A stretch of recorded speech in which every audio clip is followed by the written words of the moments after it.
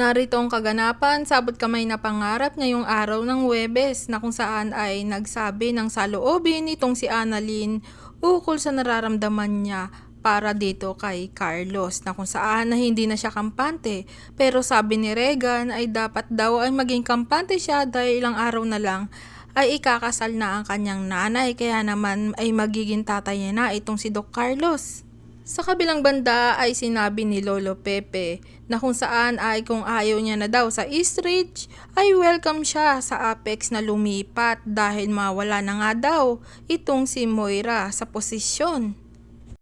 Samantalang hindi na makapasok ng Apex itong si Moira dahil hinarang na siya ng mga gwardya at hindi na siya pwedeng pumasok dahil lumabas na ang papel na kung saan ay wala ng bisa ang pagiging CEO niya sa Apex, na kung saan naman ay nagtangka siya na saktan ng kanyang sarili para lang hindi matuloy